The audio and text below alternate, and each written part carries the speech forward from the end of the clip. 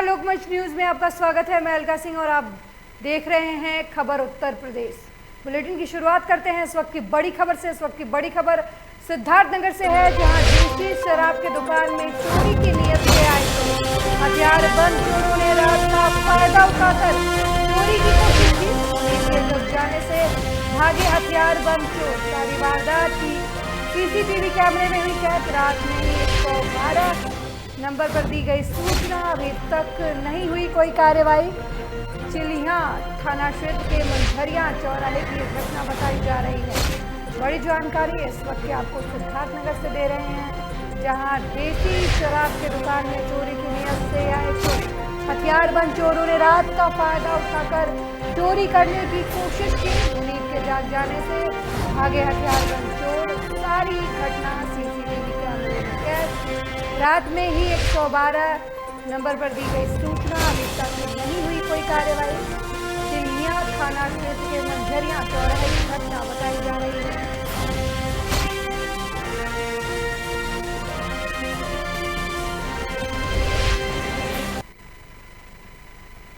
अगली खबर, लोकमंच UP bureau Asif bag ने कांग्रेस प्रदेश अध्यक्ष अजय कुमार लल्लू से खास बातचीत की, जिसमें अजय कुमार लल्लू ने कहा कि 2022 के चुनाव में बीजेपी के दमन की नीति का जनता जवाब देगी।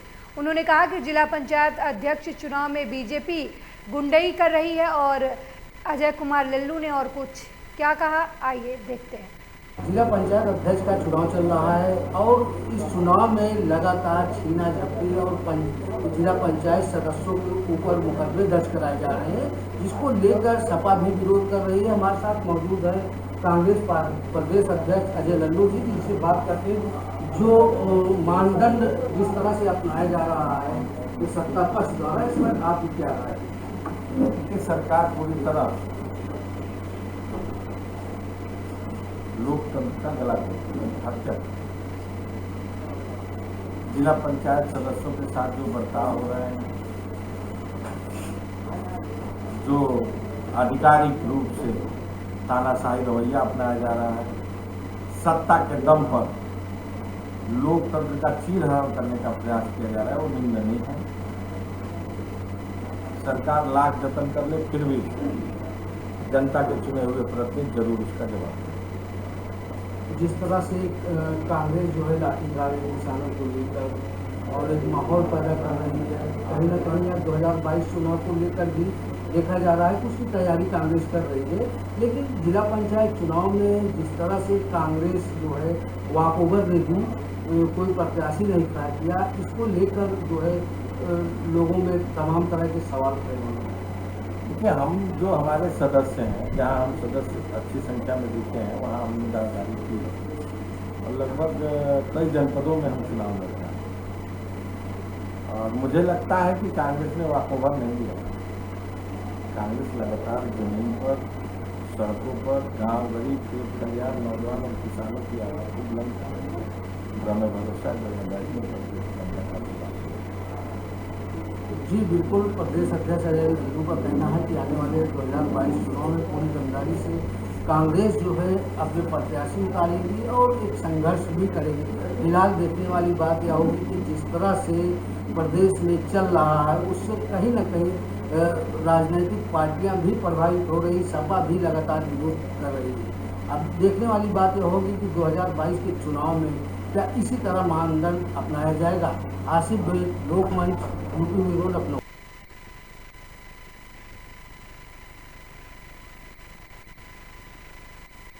अध्यक्ष अतुल तेवतिया को जिला पंचायत अध्यक्ष घोषित किया गया है और साथ ही जिलाधिकारी ने उन्हें प्रमाण पत्र देकर जिला पंचायत अध्यक्ष घोषित किया है। इस दौरान उन्होंने मिठाई बांटकर लोगों में खुशी जाहिर की। अतुल तेवतिया के समर्थकों ने इस दौरान नारेबाजी भी की। आपको बता दें कि डॉक्टर अतुल तेवतिया निर्विरोध जिला पंचायत अध्यक्ष चुनी गई हैं। प्रभारी मंत्री और स्थानीय विधायक के अलावा बीजेपी के वरिष्ठ नेता और जिला पंचायत सदस्य इस मौके पर साथ मौजूद रहे। इस दौरान जिला पंचायत अध्यक्ष ने कहा कि सभी विकास मुद्दों पर खरा उतरने और सबका साथ सबका विकास की तर्ज पर काम किया जाएगा।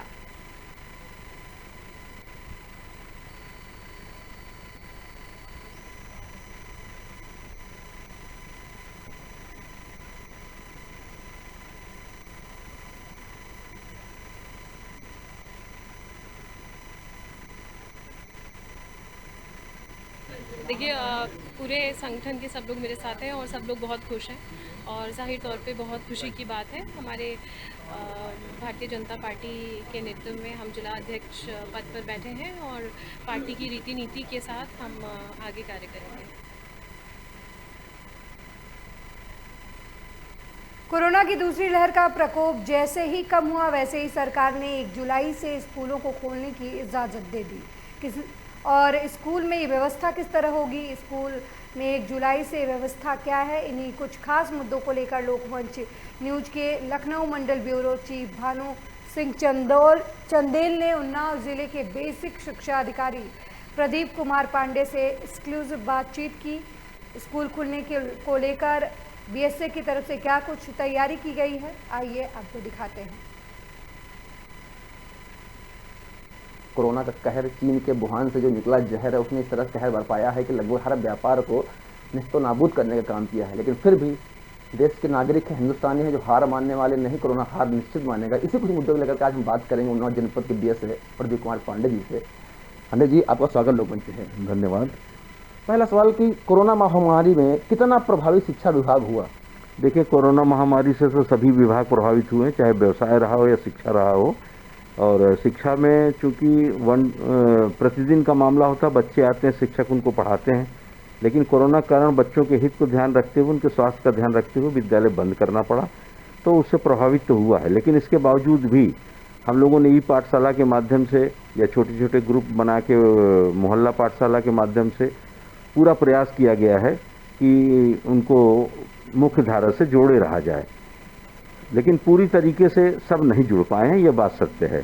ऑनलाइन क्लासेस की जो मुहिम लाई गई उससे क्या वाकई में शिक्षा विभाग, अगर हम सरकारी विद्यालयों की बात करें जहाँ का आपकी देखरेख करते हैं, चाहे प्राथमिक विद्यालय उच्च प्राथमिक विद्यालय हों, वहाँ पर अक्सर समस्याएं ऐसी आती हैं कि अध्यापक जाते हैं, अपना टाइम काटते हैं, बच्चों के साथ खिलवाड़ करते हैं भविष्य। तो क्या ई जो ऑनलाइन क्लासेस के माध्यम रखा है, क्या उसमें क्या सफलता मिल पाई, बच्चों को शिक्षा मिली? देखिए, ई पाठशाला से अब एकदम हम नहीं कह सकते कि 100% उनको सफलता मिली है, लेकिन जो पढ़ाई का तारतम्य है वो थोड़ा थोड़ा चल रहा है, तो उससे वो पढ़ाई से विरक्त नहीं हुए हैं, लेकिन काफ़ी हद तक उसमें सफलता भी मिली है।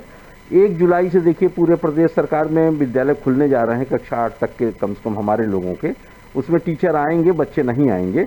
जब टीचर आएंगे तो हम लोग एक अच्छी और रणनीति बना के, जैसे बच्चों के अभिभावकों को बुला के उनको होमवर्क या छोटे छोटे ग्रुप में बुला के, जिससे कि कोरोना से उनको प्रभावित ना हो, तो उनको होमवर्क दे के फिर अगले 2-3 दिन में फिर उनका होमवर्क चेक करके फिर उनके गार्जियनों को लौटा लेंगे, तो उससे काफ़ी प्रभाव पड़ेगा। तो हमारे साथ में बीएसए प्रदीप कुमार पांडे जी थे, जिन्होंने हर तरह से मेरी बात की कि 1 जुलाई से किस तरह से विद्यालय ओपन होंगे, अध्यापक जाएंगे, बच्चे नहीं आएंगे, आएंगे कैसे उनको शिक्षा दी जाएगी।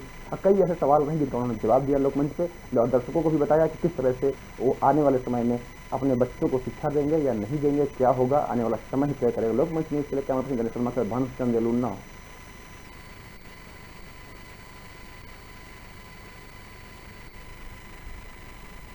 वहीं कृषि कानून के खिलाफ दिल्ली की सीमाओं पर किसानों के प्रदर्शन के बीच गाजीपुर बॉर्डर पर किसानों और बीजेपी कार्यकर्ताओं के बीच जमकर लात घूंसे चले, जिसमें दोनों गुटों के लोगों को चोटें आई हैं, साथ ही गाड़ियों में तोड़फोड़ की गई है। दरअसल सुबह 10:30 बजे बीजेपी नेता अमित वाल्मीकि के स्वागत में कुछ कार्यकर्ता आंदोलन स्थल के पास ढोल नगाड़े लेकर खड़े हुए थे। इसमें कुछ महिलाएं भी शामिल थी। इस दौरान किसानों और कार्यकर्ताओं के बीच मारपीट हुई। किसानों का आरोप है कि बीजेपी कार्यकर्ता गाली गलौज कर रहे थे। वहीं बीजेपी कार्यकर्ताओं के मुताबिक नेता के स्वागत में खड़े थे।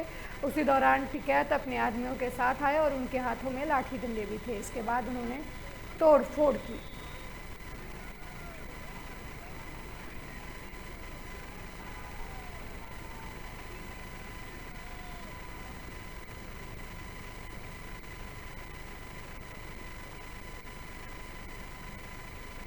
सम्मान देने का काम किया है वाल्मीकि समाज को, और हम लोग बहुत शालीनता से खड़े हुए थे। इतने में वहाँ राकेश टिकैत जी के जो गुंडे हैं वो सभी आए, तलवार भाला और जितने भी उस तरह का सामान हो सकता है जिससे वो आक्रमण कर सकते हैं। हमारी कितनी बहनें चोटिल हो गई, जो अभी हमने फ़ोन किया वो आने की कंडीशन में नहीं है। बहनों की गाड़ियों को तोड़ दिया गया। सब हमारे अध्यक्ष जी जो अमित वाल्मीकि जी आए थे प्रदेश मंत्री, उनकी पूरी गाड़ी तोड़ के तहस नहस कर दी गई। तो हम यही चाहते हैं कि जो आज हमारे वाल्मीकि समाज पे ये हमला हुआ है, इनके खिलाफ सख्त से सख्त हम कार्रवाई की मांग करते हैं, ताकि ये देश में एक संदेश जाए कि इस तरह जो गुंडे हैं, अराजक तत्व हैं, इन लोगों के खिलाफ जब कार्रवाई होगी तो गाजीपुर बॉर्डर की जो घटना है, ये भारतीय जनता पार्टी का एक नया षड्यंत्र है, फिर से किसान आंदोलन को बदनाम करने के लिए, तोड़ने के लिए। किसान आंदोलन के मंच के पास में आकर के ढोल बजाना, झंडे लेकर के, और फिर शासन प्रशासन को किसानों द्वारा बताया गया कि इनको हटाया जाए। एक स्वागत के बहाने से वहाँ पर हुड़दंग किया गया, किसानों के साथ बदतमीजी की गई और खुद ही एक षड्यंत्र के तहत अपनी कारों के शीशे तोड़कर ये जो इतना बड़ा मामला करने का प्रयास किया गया है, तो ये षड्यंत्र भी सरकार का जो है कामयाब होने वाला नहीं है। वहीं भारतीय जनता पार्टी को रोकने का प्रयास विपक्ष के द्वारा तेजी से किया जा रहा है। पिछली बार की तरह इस बार भी बीजेपी को रोकने के लिए गठबंधन किया जा रहा है। पिछला महागठबंधन बीजेपी को रोकने में नाकाम साबित हुआ, लेकिन इस बार गठबंधन कितना कामयाब होता है ये तो आने वाला समय ही बताएगा। चुनावी मुद्दों में विपक्ष के द्वारा सबसे अहम मुद्दा कोरोना के दौरान व्यवस्थाओं का ना होना। विपक्ष ऑक्सीजन की कमी, बेड अस्पताल जैसे मुद्दों पर सरकार को घेरेगा। इसी मुद्दे पर प्रदेश में मंत्री पद पर मौजूद विजय शिवहरे ने लोकमंच न्यूज ब्यूरो राशिद हुसैन से खास बातचीत की। देखिए क्या कुछ उन्होंने बातचीत के दौरान कहा।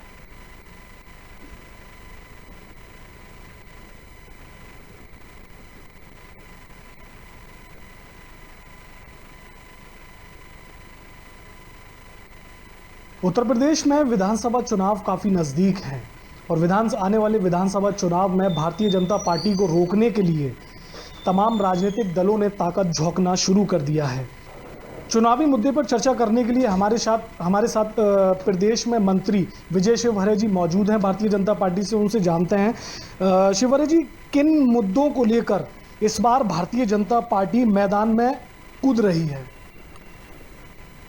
प्रदेश के यशस्वी मुख्यमंत्री योगी आदित्यनाथ के नेतृत्व में भारतीय जनता पार्टी ने जिस तरीके से 4.5 वर्ष काम किए हैं, सबका साथ, सबका विकास, सबका विश्वास के साथ प्रदेश की जनता का विश्वास हमने जीता है। तो देश के अंदर, प्रदेश में और देश में अमन और चमन आज बना हुआ है। ये कहीं ना कहीं मोदी और योगी जी का कमाल है। ठीक, मंत्री जी, एक बात और पूछेंगे। ये बात तो बिल्कुल सही है कि प्रदेश में दंगे नहीं हुए हैं, लेकिन विपक्ष को लगातार हम लोग देख रहे हैं, राहुल गांधी की बात करें या अखिलेश यादव की बात करें, विपक्ष के कई नेता, कोरोना काल लंबे समय तक रहा है। कोरोना काल में जो व्यवस्थाएं थी, जैसे बेड ना मिलना, ऑक्सीजन की कमी, इन मुद्दों को ये मुद्दे एक तरीके से आने वाले विधानसभा चुनाव में लगता है कि अहम भूमिका निभाएंगे अपनी।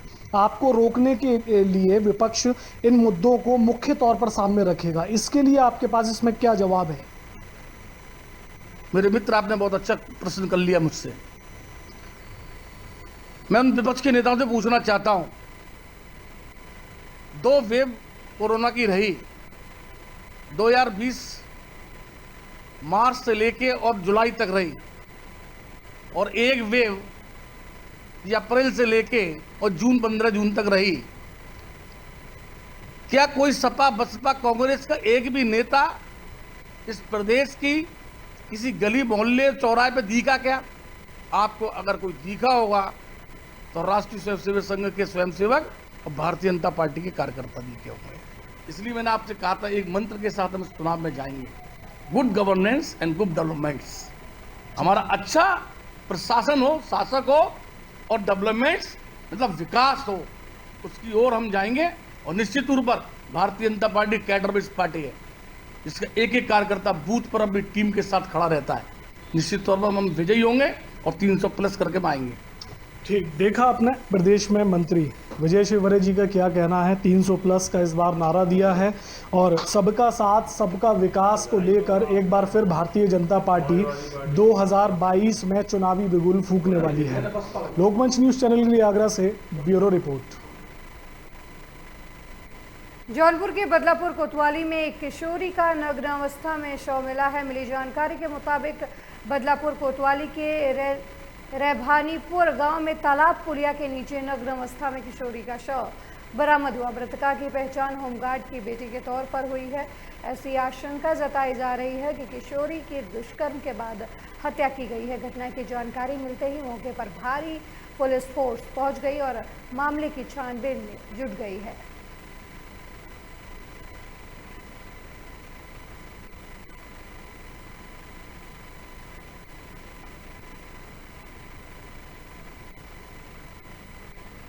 पता चला कि जो है ये होमगार्ड है बदलापुर में, गांव के ही हैं, जयराम प्रजापति, उनकी लड़की है। और सुबह पता चला कि जो है संदिग्ध अवस्था में जो है नहर नाले की पुलिया के पास इसकी लाश मिली। तो उसके बाद जो है सूचना मिली, गांव वाले इकट्ठा हुए। उसके बाद जो है पुलिस को सूचना दी गई, पुलिस जो है अपना छानबीन कर रही है। ये थाने के जो है प्रशासन भी आया है और सीओ साहब भी आए हैं और तमाम लोग जो है जांच पड़ताल में जुटे हुए हैं। अगली खबर यूपी के चंदौली से है, जहां सरकार लगातार स्वास्थ्य व्यवस्थाएं सुधारने की कोशिश कर रही है और जनता को भरोसा भी दिला रही है कि उसके लिए जो भी सामान की आवश्यकता है, अस्पताल जो बनाए गए हैं वहां हर बीमारियों के इलाज संभव कराए जाएंगे और लोगों की मदद की जाएगी। लेकिन पीड़ित कमलापति त्रिपाठी जिला चिकित्सालय चंदौली में ऐसा नहीं होता दिख रहा। राष्ट्रीय स्तर का वॉलीबॉल खिलाड़ी दीपक यादव पिछले एक सप्ताह से नाक के ऑपरेशन के लिए अस्पताल का चक्कर लगा रहा है, जबकि जिला अस्पताल में तैनात नाक के surgeon doctor Prashant Singh operation के बाद में 11,000 की डिमांड कर रहे हैं।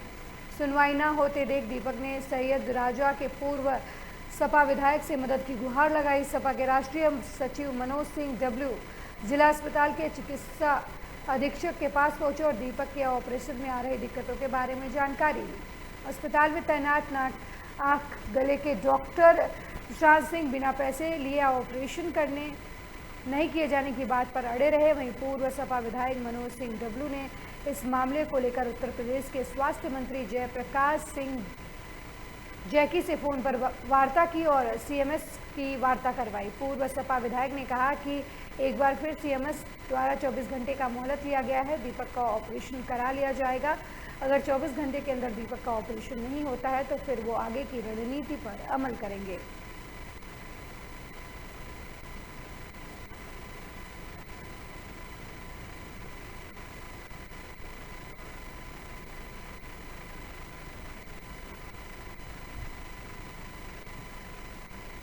उन्होंने कहा कि सीएमओ के यहाँ फंड आते हैं या एनएचएम से है या लोकल परचेज है, जैसे भी हो उसको परचेज करके उसका ऑपरेशन कराइए, ये उन्होंने निर्देश दिया।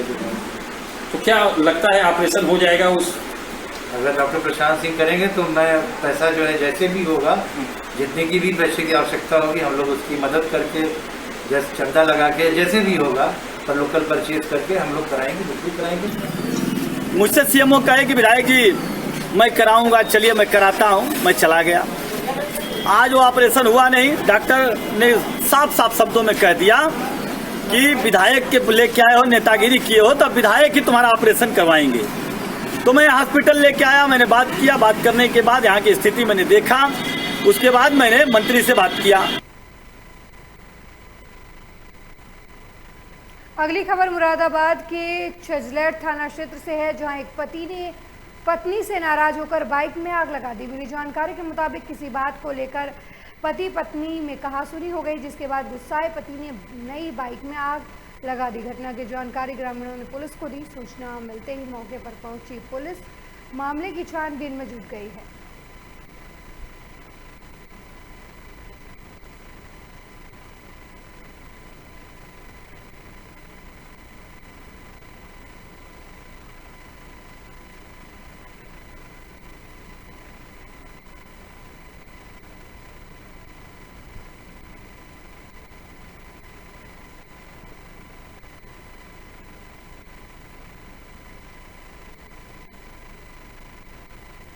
इस वक्त की बड़ी खबर गाजियाबाद से है, जहां लोनी में सोशल मीडिया पर आपत्तिजनक वीडियो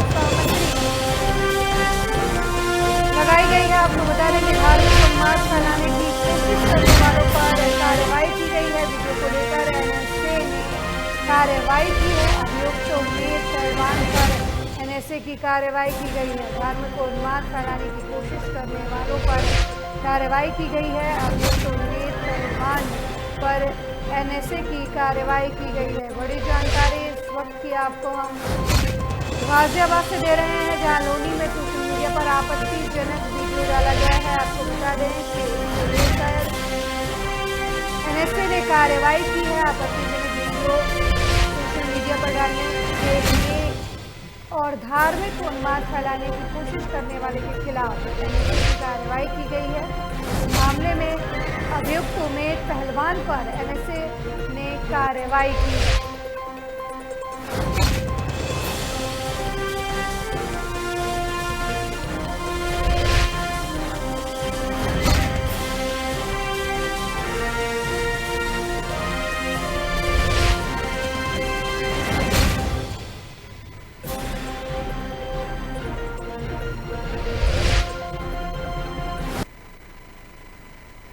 अगली खबर बिजनौर से है, जहां आने वाले जिला पंचायत अध्यक्ष चुनाव और आम जनमानस में सुरक्षा का माहौल पैदा करने के लिए जिले के डीएम और एसपी ने भारी पुलिस फोर्स के साथ शहर भर में फ्लैग मार्च निकाला। दरअसल आगामी जिला पंचायत अध्यक्ष चुनाव और त्योहारों के मद्देनजर जिले की जनता में सुरक्षा का माहौल पैदा करने के उद्देश्य से डीएम और एसपी भारी पुलिस फोर्स के साथ शहर की सड़कों पर उतरे और फ्लैग मार्च निकाला। एसपी ने बताया कि शासन के निर्देश पर मार्च निकाला जा रहा है, जिससे लोगों में सुरक्षा का माहौल बने और अपराधियों में खौफ पैदा हो। साथ ही कोविड-19 के नियमों का लोगों से पालन करने की अपील भी की। व्यापारी और जनता से इस दौरान सुरक्षा व्यवस्था में सहयोग करने की भी अपील की गई।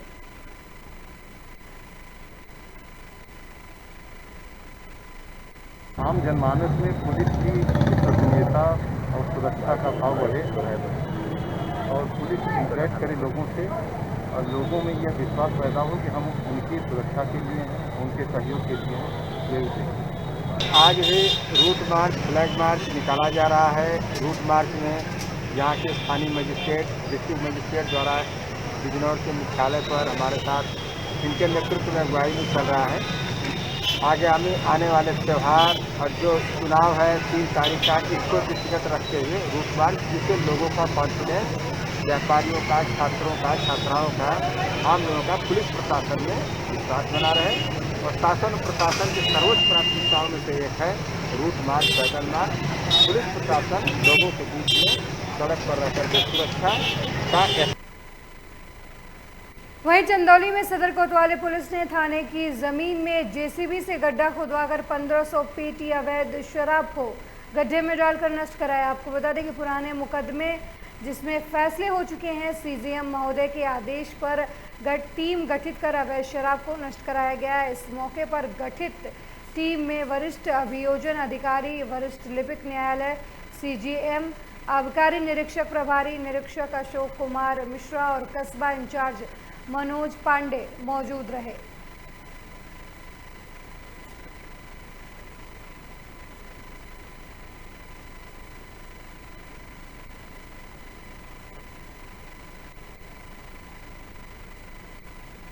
देश के राष्ट्रपति रामनाथ कोविंद का 2 दिवसीय दौरा राजधानी लखनऊ में था। उनका दौरा खत्म हो रहा है, जहां लखनऊ के लोक भवन में उन्होंने भीमराव अंबेडकर की मूर्ति का शिलान्यास किया था। साथ ही मुख्यमंत्री योगी आदित्यनाथ, राज्यपाल आनंदीबेन पटेल भी मौके पर मौजूद रहे। इस बुलेटिन में मेरे साथ फिलहाल इतना ही। देश दुनिया की तमाम खबरों के लिए देखते रहिए लोकमंच न्यूज़। नमस्कार।